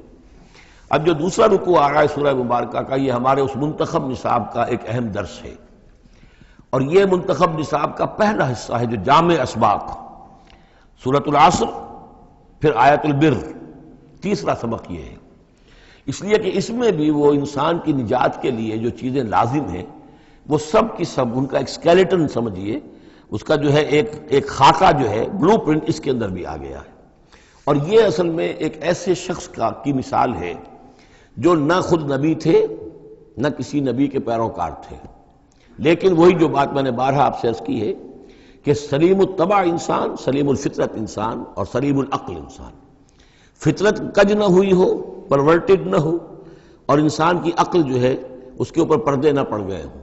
تو انسان کچھ حقائق تک خود پہنچ جائے گا چاہے کسی نبی کی دعوت اس تک نہ پہنچی ہو۔ وہ مقام کیا ہے کہ وہ پہچان لے گا کہ اس کائنات کا ایک خالق ہے، وہ اکیلا ہے، وہی اس کا مدبر ہے، وہی چلا رہا ہے، وہ تمام صفات کمال سے بتمام کمال متصف ہے۔ پھر یہ کہ اس نے جو ہمیں پیدا کیا ہے تو زندگی صرف یہ زندگی نہیں ہے بلکہ کوئی اور زندگی بھی ہوگی، اس کے پاس لوٹنا بھی ہوگا، ہم اس کی طرف جائیں گے اور پھر ہمیں اپنے اعمال کا محاسبہ وہاں پر فیس کرنا ہوگا اور جزا و سزا ہوگی۔ یہاں تک انسان پہنچ سکتا ہے، یعنی ایمان ابھی نہ کہیے، ایمان تو تصدیق کو کہتے ہیں، ایمان کا لفظ تو ہوتا ہے جبکہ نبی کی دعوت کی تصدیق کی جائے تو لفظ ایمان ہے، لیکن یوں سمجھیے کہ معرفت یا حکمت، معرفت اور حکمت کے یہ دو سٹیشنز ایسے ہیں کہ جس تک انسان پہنچ جاتا ہے بغیر وحی کی رہنمائی کے، اگر اس کی فطرت سلیم ہے، اس کی عقل سلیم ہے۔ اس کے بعد وہ سوال کرتا ہے، یہی میں نے سورہ فاتحہ میں آپ کو بتایا تھا کہ سورہ فاتحہ دعا ہے، لیکن کس شخص کی دعا ہے؟ عام آدمی کی دعا نہیں ہے، وہ ہمیں تلقین تو کی گئی ہے نماز میں، ہم وہی پڑھتے ہیں، لیکن اس میں پیش نظر کیا ہے کہ ایک شخص جو اپنی سلامتی طبع، سلامتی فطرت، سلامتی عقل سے یہاں تک تو پہنچ گیا کہ الحمدللہ رب العالمین الرحمن الرحیم مالک یوم الدین ایاک نعبد، یہاں تک تو وہ پہنچ گیا ہے۔ اے رب پھر تیری ہی بندگی کرنی چاہیے، تیری ہی مرضی پر چلنا چاہیے، لیکن تیری مرضی کس شے میں ہے یہ ہمیں معلوم نہیں، تو کس چیز سے راضی ہوتا ہے، کس سے ناراض ہوتا ہے یہ ہمیں معلوم نہیں، تیری بندگی کیسے کریں یہ ہمیں معلوم نہیں۔ تو اس سے آگے پھر ہے وہ جو اہدنا الصراط المستقیم، ایاک نعبد و ایاک نستعین اہدنا الصراط المستقیم۔ تو ایسی ایک شخصیت تھی حضرت لقمان کی، جہاں تک روایات ہیں ان سے معلوم ہوتا ہے کہ یہ حبشی النسل تھے۔ نوبیا ایک جگہ ہے کہ جو سوڈان اور یوں سمجھیے کہ مصر کے تقریباً درمیان یا سرحد پر ہے، وہاں یہ رہتے تھے اور کارپینٹر تھے، لیکن یہ کہ اللہ تعالیٰ ذہانت جس کو بھی چاہے دے دے، لیکن ان کے اندر اللہ تعالیٰ نے وہ ذہانت بھی دی تھی اور وہ سلامتی فکر، سلامتی عقل، سلامتی فطرت، سلامتی قلب، اس کے نتیجے میں وہ اس چیز تک پہنچ گئے تھے، توحید تک، اور اس کے ساتھ ہی یہ ہے کہ اعمال انسان کے جو ہیں وہ ضائع جانے والے نہیں ہیں، ان کا کوئی نہ کوئی بدلہ مل کر رہے گا۔ باقی یہ کہ جو چیزیں وہی سے معلوم ہوتی ہیں، جنت دوزخ، وہ تو ان کے تذکرہ نہیں ملے گا اس کے اندر، جو چیزیں، اور کسی رسول کا تذکرہ بھی نہیں ملے گا، اس لیے کہ وہ کسی رسول کے امتی ہوتے تو تذکرہ کرتے۔ یہاں انہوں نے جو اپنی ایک حکیم اور دانا انسان نے اپنے ساری عمر کے سوچ کا جو لب لباب ہے، خلاصہ ہے، حاصل ہے، وہ اپنے بیٹے کو اپنے انتقال کے وقت وصیت کی شکل میں منتقل کیا ہے، اور اس کو اللہ تعالیٰ نے قرآن میں نقل کر دیا، کیونکہ ان کے اقوال کوٹ کیے جاتے تھے۔ جیسے ہم کو تقریر کرتے ہیں تو کبھی علامہ اقبال کا حوالہ دیتے ہیں، ان کا شعر کوٹ کر دیتے ہیں، کبھی کسی اور کا، تو یہ بھی اصل میں عرب میں خطباء اور شعراء جانتے تھے کہ یہ لقمان جو ہے یہ بہت ہی حکیم اور دانا انسان تھے، اور ان کے اقوال جو ہیں کوٹ کیے جاتے تھے اشعار میں بھی اور خطبات میں بھی۔ تو اللہ نے بتایا کہ دیکھو یہ لقمان بھی جو اپنی سلامتی طبع اور سلامتی فکر کی وجہ سے جہاں تک پہنچا، وہ وہی اصول ہے کہ جن کی طرف محمد تمہیں دعوت دے رہے ہیں صلی اللہ علیہ وسلم۔ وَلَقَدْ آتَيْنَا لُقْمَانَ الْحِكْمَةَ، اور ہم نے لقمان کو دانائی عطا کی۔ دانائی کا نتیجہ کیا تھا؟ ان اشکر للہ، کہ شکر کرو اللہ کا۔ دانائی کا تقاضا، فطرت کی سلامتی کا تقاضا کیا ہے؟ جو بھی آپ کے ساتھ بھلائی کرے اس کے لیے ایک احسان مندی کی جذبات آپ میں پیدا ہونے چاہیے۔ اگر نہیں ہو رہا ہے تو فطرت جو ہے پرورٹڈ ہے، بس ہو گئی، جو بھی بھلائی کرے۔ اور عقل کا تقاضا کیا ہے کہ اصل جو ہے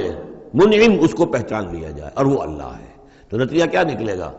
وہ سلامتی طبع جمع سلامتی عقل، تو اللہ کو پہچان لیا جائے اور کہا جائے الحمدللہ، جہاں سے قرآن مجید شروع ہوتا ہے۔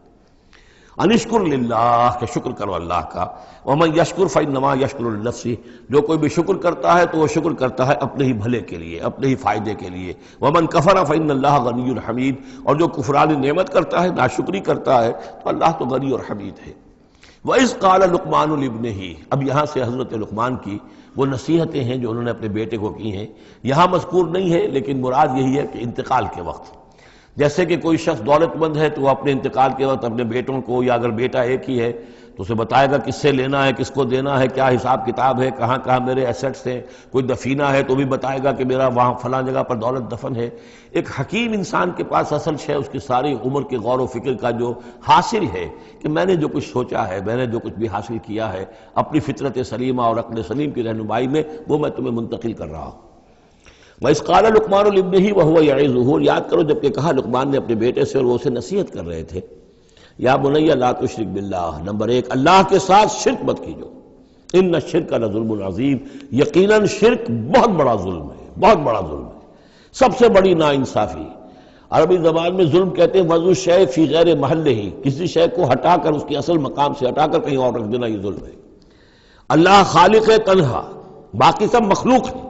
اب آپ نے مخلوق میں سے کسی کو اللہ کے برابر کر دیا، یا اللہ کو کسی اعتبار سے گرا کر مخلوق کی صف میں لا کے کھڑا کر دیا، تو اس سے بڑا شرک، اس سے بڑی ظلم، اس سے بڑی ناانصافی، اس سے بڑا ظلم کوئی نہیں۔ وَإِذْ قَالَ لُقْمَانُ لِابْنِهِ وَهُوَ يَعِظُهُ يَا بُنَيَّ لَا تُشْرِكْ بِاللَّهِ إِنَّ الشِّرْكَ لَظُلْمٌ عَظِيمٌ، اور اس کے بعد فوراً ہی اللہ تعالیٰ نے اپنی طرف سے ایک بات ایڈ کی ہے۔ یہ چوتھا مقام آ گیا ہے کہ جہاں اللہ کے حق کے فوراً بعد والدین کا حق۔ ظاہر بات ہے کہ حضرت لقمان کو یہ بات کچھ یعنی مناسب نہیں معلوم ہوئی کہ وہ اپنا حق بھی بیان کریں، لہذا اس کی تکمیل کر دی ہے اللہ تعالیٰ نے۔ وَوَصَّيْنَا الْإِنسَانَ بِوَالِدَيْهِ، اور ہم نے وصیت کی انسان کو اس کے والدین کے بارے میں، اور والدین میں سے بھی خاص طور پر والدہ، اس لیے کہ زیادہ مشقت وہ جھیلتی ہے، زیادہ تکلیفیں بچوں کی پرورش میں ماں کو برداشت کرنی پڑتی ہیں۔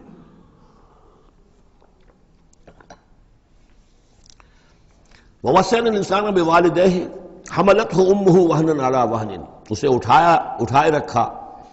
وہ جو حمل ہے اس کے اپنے جسم کے اندر اٹھائے رکھا اس نے اس کو، وہنا علی وہن، کمزوری پر کمزوری جھیل کر، وفصالہ فی عامین، پھر اس کا دودھ چھڑانا ہوا 2 سال میں سے، پھر یہ کہ پہلے 9 مہینے تو جونک کی طرح اس کے جسم کے اندر خون چوستا رہا، اور اس کے بعد پھر جو ہے دودھ اس کا جو ہے پیا ہے، تو وہ بھی اس کی توانائیاں اور اس کی قوت ہی ہے کہ جو دودھ کی شکل میں اس کے لیے غذا بنی ہے۔ انشکر لی ولوالدیک، کہ شکر کرو میرا اور اپنے والدین کا، الی المصیر، اور میری طرف تم کو لوٹ کر آنا ہے۔ اب دیکھیے جیسے میں نے وہاں عرض کیا تھا کہ سورہ عنکبوت میں اور اس میں بڑی مناسبت ہے ان دو میں، وہ مضمون اب یہاں بھی آ رہا ہے کہ اگر یہ 2 حق ٹکرا جائیں، ایک حق اللہ کا ہے شرک نہ کیا جائے، ایک حق والدین کے ساتھ حسن سلوک ہے، اب یہ ٹکرا گئے، والدین کہہ رہے ہیں شرک کرو، اب کیا کریں؟ وَإِن جَاهَدَاكَ عَلَىٰ أَن تُشْرِكَ بِي مَا لَيْسَ لَكَ بِهِ عِلْمٌ، اگر وہ تم سے جہاد کریں، تم پر دباؤ ڈالیں، تم سے لڑیں، تم سے جھگڑیں، اور تمہیں مجبور کریں کہ تم شریک کرو اور شرک کرو میرے ساتھ ایسی چیز کا کہ جس کا تمہارے پاس کوئی علم نہیں ہے، فَلَا تُطِعْهُمَا، تم کا کہنا مت مانو۔ وہاں پر بھی یہ مضمون آ چکا، یہاں دوبارہ آ گیا کہ ان کے حقوق ایک حد تک ہیں، اس سے آگے بڑھ کر وہ اللہ کے حقوق پر ڈاکہ ڈالنے لگے، بازی بازی بارش بابا ہم بازی۔ ان کے حقوق اللہ کے حقوق کے برابر نہیں ہو سکتے، ان کے حقوق اللہ کے حقوق سے فائق نہیں ہو سکتے، اس کے نیچے نیچے ہیں۔ تو شرک نہیں۔ البتہ یہاں یہ ذہن میں رکھیے کہ شرک صرف بت پرستی کو نہیں کہتے، لا تشرک، شرک کی کوئی قسم بھی ہو۔ اب اللہ کے کسی ایک حکم کو اگر والدین کہتے ہیں توڑو، اس کا کیا مطلب ہے؟ یہ شرک کا حکم دے رہے ہیں؟ اس لیے کہ آپ نے والدین کے کہنے پر اللہ کے حکم کی خلاف ورزی کی، اس کا مطلب ہے کہ آپ نے مطاع اور معبود والدین کو بنا لیا۔ نفس کے کہنے پر آپ حرام کے اندر منہ مار رہے ہیں تو آپ کا جو حرام جو دولت ہے وہ آپ کا معبود ہے، اور آپ کا نفس آپ کا معبود ہے۔ ارأیت من اتخذ الہہ ہواہ، کیا تم نے دیکھا اس شخص کو جس نے اپنی خواہش نفس کو اپنا معبود بنا لیا؟ تو شرک کا مفہوم جو ہے اس کا پورا وسیع مفہوم، اور جیسا کہ اس سے پہلے بھی تذکرہ ہو چکا ہے، اس پر الحمدللہ کہ میں نے تقریباً 20 سال پرانی بات ہے یہ، کہ میں نے اقسام حقیقت و اقسام شرک پر 6 گھنٹے کے کیسٹس جو ہیں میرے وہ ریکارڈڈ ہیں اور موجود ہیں۔ تو اس حوالے سے اس کو یہ نہیں سمجھنا چاہیے کہ شرک سے مراد صرف بت پرستی ہے۔ وَإِن جَاهَدَاكَ عَلَىٰ أَن تُشْرِكَ بِي مَا لَيْسَ لَكَ بِهِ عِلْمٌ فَلَا تُطِعْهُمَا۔ لیکن دیکھیے یہ ہے اللہ تعالیٰ کی تعلیم، اس کے اندر کیا توازن ہے۔ اس کا یہ مطلب نہیں ہے کہ والدین کے سارے حقوق ہی ساقط ہو گئے۔ اگر والدین مشرک ہیں، تمہیں شرک کرنے کا حکم دے رہے ہیں تو ان کا یہ حکم تو نہیں مانو گے، لیکن ان کے ساتھ حسن سلوک پھر بھی کرنا ہے۔ والد تو ہے نا، وہ والدہ تو ہے نا۔ وَصَاحِبْهُمَا فِي الدُّنْيَا مَعْرُوفًا، دنیا میں ان کے ساتھ رہو بہتر انداز میں، صحیح انداز میں خدمت ان کی کرو، اگر انہیں ضرورت ہے تو اپنا مال ان پر خرچ کرو۔ اس کے اندر یہ نہیں ہوگا کہ سارے حقوق ساقط ہو گئے، اب انہیں گالیاں دینی شروع کر دو یا ان کو جو ہے ستانا شروع کر دو، نہیں۔ لیکن اگر وہ اللہ کے حکم کے خلاف کوئی حکم دیتے تو مت مانو۔ وَاتَّبِعْ سَبِيلَ مَنْ أَنَابَ إِلَيَّ، اور پیروی کرو اس شخص کے راستے کی کہ جو میری طرف اپنا رخ کر چکا ہے۔ یعنی والدین کا اتباع نہیں ہے، والدین کی اطاعت نہیں ہے، والدین کے ساتھ حسن سلوک ہے۔ اطاعت ہوگی اگر اللہ کی اطاعت کے مطابق، اس کے دائرے کے اندر تو اطاعت بھی ہوگی، لیکن بالفعل اور آزادانہ کوئی اطاعت نہیں والدین کی۔ کہیں بھی قرآن مجید میں نہیں آیا اپنے والدین کی اطاعت کرو۔ کیا حکم دیا گیا؟ حسن سلوک، نیک سلوک، ان کی ضرورت، ان کی خبر گیری ہے، ان کی خدمت ہے، ان کی ضروریات کا لحاظ رکھنا، اس کا حکم ہے۔ باقی پیروی کرو اس شخص کی جس نے اپنا رخ میری طرف کر لیا ہے، وہ کوئی بھی ہے۔ پہلے انبیاء ہوتے تھے، انبیاء کی پیروی کرو، اب انبیاء نہیں ہے، انبیاء کے خادم ہیں۔ انبیاء کی امتوں میں جو شخص بھی اٹھا ہے دین کی دعوت لے کر، جس نے اپنا رخ کر لیا ہے، جس نے کہا میں چل رہا ہوں اللہ کے راستے میں، کون میرا ساتھی بنتا ہے؟ تو پیروی کرو اس کی۔ وَاتَّبِعْ سَبِيلَ مَنْ أَنَابَ إِلَيَّ، پیروی کرو اس شخص کے راستے کی جس نے اپنا رخ میری طرف کر لیا ہے۔ ثُمَّ إِلَيَّ مَرْجِعُكُمْ، پھر میری ہی طرف تم سب کا لوٹنا ہے۔ والدین بھی یہیں آ جائیں گے میرے پاس، تم بھی آ جاؤ گے۔ فَأُنَبِّئُكُم بِمَا كُنتُمْ تَعْمَلُونَ، پھر میں تمہیں جتلا دوں گا جو کچھ کہ تم کرتے رہے تھے۔ اب یہاں بیچ میں جو آ گیا اللہ کی طرف سے آ گیا، یعنی حضرت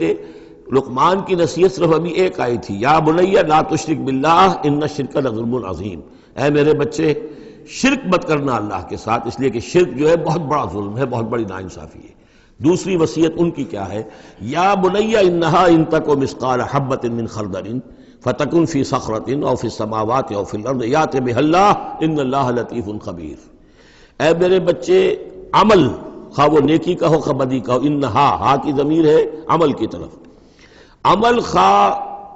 ایک رائی کے دانے کے ہم وزن ہو۔ اب یہ سب سے چھوٹی چیز، رائی کا دانہ، فتیلہ، نقیرہ، یہ 3 چیزیں آتی ہیں قرآن مجید میں عام طور پر چھوٹی شے کے لیے، لا یظلمون فتیلہ، لا یظلمون نقیرہ، اور یہ کہ رائی کا دانہ، رائی کا دانہ بہت چھوٹا، تو چاہے وہ نیکی یا بدی ہو رائی کے دانے کے ہم وزن۔ اور پھر فتکن فی صخرۃ، وہ کسی پہاڑ کی، کسی چٹان کے پیٹ میں جا کر، کسی کھو کے اندر جا کر وہ عمل کیا گیا ہو، اور فی السماوات، یا آسمانوں میں کیا گیا ہو۔ اب تو آسمانوں میں ہے نا، آپ خلا میں جا کر وہ عمل کر رہے ہیں، تو پھر اب تو انسان جو ہے وہاں تک پہنچ گیا ہے۔ اور فی الارض، یا زمین کے پیٹ میں گھس کر کیا گیا ہو، یات بہ اللہ، اللہ اسے لے آئے گا۔ یعنی انسانی اعمال، انسان اشرف المخلوقات ہے، اور انسانی اعمال ایسی گھٹیا چیز نہیں ہے کہ ایسے ضائع کر دے اللہ، چاہے وہ نیکی ہے چاہے بدی۔ فَمَن يَعْمَلْ مِثْقَالَ ذَرَّةٍ خَيْرًا يَرَهُ وَمَن يَعْمَلْ مِثْقَالَ ذَرَّةٍ شَرًّا يَرَهُ، لیکن عمل ضائع نہیں ہوگا، چاہے وہ رائی کے دانے کے برابر ہو، پھر چاہے وہ کسی چٹان میں گھس کر کیا گیا ہو، کسی پہاڑ کی کھو میں کیا گیا ہو، چاہے وہ خلا اور فضا کی پہنائیوں میں کیا گیا ہو، چاہے وہ زمین کے اندر سرنگ کھود کر کیا گیا ہو، یات بہ اللہ ان اللہ لطیف الخبیر، یقیناً اللہ تعالیٰ باریک بین ہے، باخبر ہے۔ اب دو چیزیں آ گئیں، اللہ کے ساتھ شرک نہیں، اور اعمال کے بارے میں دیکھ لو نیکی اور بدی کے نتائج نکل کر رہیں گے۔ اس سے آگے بعث بعد الموت کا یہاں تذکرہ نہیں ہے، اس سے بعد جنت اور دوزخ کا، اس لیے کہ یہ چیزیں معلوم ہوتی ہیں پھر نبی کے بتانے سے۔ اصولی طور پر جو چیز حکمت سے انسان جہاں تک پہنچ سکتا ہے وہ دو ہے، ایک خالق اور اس کے ساتھ شرک نہ ہو، اور نمبر دو اس اعمال انسانی ان کا ضرور بدلہ ملے گا۔ اب اس کے بعد تیسری بات، یا بنی اقم الصلاۃ، نماز قائم رکھو، یعنی جس اللہ کو تم نے پہچان لیا ہے، اب محض ایک مرتبہ پہچان لینا کافی نہیں ہوگا، اسے یاد رکھنا ضروری ہے، ورنہ شیطان تمہیں ورغلائے گا، تمہیں ادھر ادھر سے جو ہے تمہارا نفس تمہیں غلط راستے پر ڈال دے گا، جب تک کہ یہ ایمان باللہ مستحضر نہ رہے ذہن کے اندر۔ اور ایمان باللہ کو مستحضر رکھنے کے لیے ذکر ہے جو ہم پڑھ چکے ہیں، اتل ما اوحی الیک من الکتاب واقم الصلاۃ ان الصلاۃ تنہی عن الفحشاء والمنکر۔ لہذا اب نماز کون سی تھی وہ ہم نہیں جانتے، لیکن کوئی ذریعہ ایسا ہونا چاہیے کہ تم اللہ کو یاد کیا کرو۔ یا بنی اقم الصلاۃ، اور نمبر 4 وَأَمُرْ بِالْمَعْرُوفِ وَانْهَ عَنِ الْمُنْکَرِ، اور نیکی کا حکم دو اور بدی سے روکو۔ یہ بھی تمہاری ذمہ داریوں میں سے ہے، یہ بھی انسان کی، یوں سمجھیے کہ اس کی انسانیت، اس کی شرافت، اس کی مروت کا تقاضا ہے کہ وہ اپنے جو ابنائے نو ہیں، جو بھی انسان ہیں، ان کی بھلائی کے لیے کوشاں ہوں، اور سب سے بڑی بھلائی ان کی اور سب سے بڑی خدمت یہی ہے کہ انہیں برائیوں سے روکا جائے اور بھلائیوں کی دعوت دی جائے۔ وَاصْبِرْ عَلَىٰ مَا أَصَابَكَ، اور یہ بھی جان لو کہ اگر یہ امر بالمعروف نہی عن المنکر کرو گے تو تکلیفیں آئیں گی، مصیبت آئیں گی۔ پسند تو کسی کو نہیں ہے کہ آپ اس پر تنقید کریں۔ اگر آپ کسی بچے کو بھی سڑک پر کھیل رہا ہو، گلی میں کھیل رہا ہو، اگر آپ اس سے کہہ دیں کہ بیٹے یہ کوئی کرکٹ کھیلنے کی جگہ نہیں ہے، کسی کی گاڑی کا شیشہ توڑو گے تم، تو آپ دیکھ لیجئے پھر کیا آپ کا وہ اس کو کیا جواب دے گا آپ کو۔ اسی لیے آپ بولتے ہی نہیں ہیں کہ اپنی عزت لے کر وہاں سے نکل جائیں۔ تو کسی کو بھی نصیحت پسند نہیں ہے، حق کڑوا ہے، لہذا اب اگر حق کہنا ہے اور نصیحت کرنی ہے تو پھر تیار رہو کہ وہ ممکن ہے تمہیں پلٹ کر گالی دے دے، وہ کہے کہ تم پہلے ذرا اپنے دامن کو دیکھو تمہارے کتنے دھبے ہیں۔ اب جو بھی ہو برداشت کرو، اور اگر کوئی بڑی بات ہے، اگر فرعون کے سامنے جا کر حق کہو گے تو وہ تو کہے گا کہ میں تمہیں جیل میں ڈالوں گا۔ تو اس طریقے سے یہ وَاصْبِرْ عَلَىٰ مَا أَصَابَكَ، پھر جو شے بھی تم پر آئے اس پر صبر کرو، إِنَّ ذَلِكَ مِنْ عَزْمِ الْأُمُورِ، یقیناً یہ چیزیں ہیں جو بڑی ہمت کے کاموں میں سے۔ گویا کہ وہ چاروں چیزیں اس میں آ گئیں، وَالْعَصْرِ إِنَّ الْإِنسَانَ لَفِي خُسْرٍ إِلَّا الَّذِينَ آمَنُوا وَعَمِلُوا الصَّالِحَاتِ وَتَوَاصَوْا بِالْحَقِّ وَتَوَاصَوْا بِالصَّبْرِ۔ یہاں اصطلاحات ذرا علیحدہ ہو گئی، تواصی کی بجائے امر بالمعروف نہی عن المنکر آ گیا، صبر جو کا تو ہے، باقی ایمان اور وہ تمام چیزیں، اعمال صالحہ میں سے نماز آ گئی، والدین کے ساتھ حسن سلوک آ گیا۔ آخری دو آیتیں ہیں وَلَا تُصَعِّرْ خَدَّكَ لِلنَّاسِ،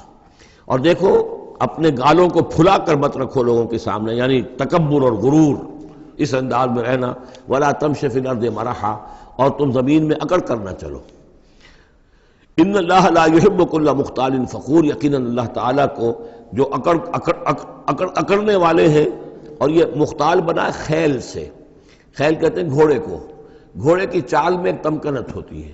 تو جب انسان بھی بڑی تمکنت کے ساتھ چلتا ہے تو وہ گویا کہ اختیال بن گیا۔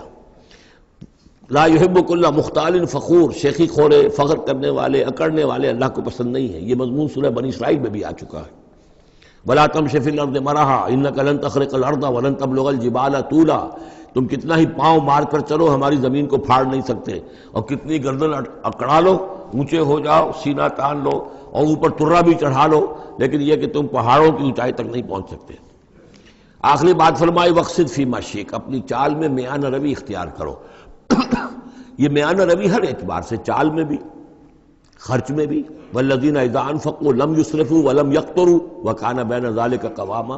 یہ ایک میچور شخصیت کا کہ اس کے اندر ہر اعتبار سے معلوم توازن ہو، انتہا پسندی کسی بھی اعتبار سے نہ ہو۔ واقصد فی مشیک واغضض من صوتک، اور اپنی آواز کو پست رکھو۔ اس کا مطلب کیا ہے کہ کہیں کوئی آرگومنٹ ہے کہ جھگڑا ہو گیا ہے تو آواز کو بلند کرنے کی کوشش نہ کرو، بات اپنی کرو۔ عام طور پر یہ ہوتا ہے کہ جب آدمی دیکھتا ہے کہ میری دلیل تو کمزور پڑ گئی، تو پھر وہ اپنی آواز کی والیوم بڑھا کر کوشش کرتا ہے کہ کمپنسیٹ کرے کہ دلیل عقلی اعتبار سے تو کمزور ہے لیکن میری آواز جو ہے وہ اس کے اندر وزن پیدا کر دے. وَلَا وَغْضُضْ مِنْ صَوْتِكَ، اور دیکھو اِنَّ أَنْكَرَ الْأَصْوَاتِ لَصَوْتُ الْحَمِيرِ، آواز جو گدھے کی ہوتی ہے وہ ڈھیچو ڈھیچو جب کرتا ہے تو بلند تو وہ بہت ہوتی ہے لیکن کس قدر ناپسندیدہ آواز ہے، کتنی ناپسندیدہ آواز ہے. تو آواز کی بلندی کوئی حسن نہیں ہے، اصل تو یہ شے ہے کہ آپ جو بات کہیں وہ وزنی ہو، وہ دلیل کے ساتھ ہو اور وہ آپ اپنی بات کو منوا سکیں اس کے حوالے سے. تو یہ ہے 8 آیات پر مشتمل جو رکوع ہے، یہ دوسرا رکوع سورہ مبارکہ کا، یہ ہمارے اس منتخب نصاب کا تیسرا سبق ہے. بارک اللہ لی و لکم فی القرآن العظیم ونفعنی وإیاکم بالآیات والذکر الحکیم.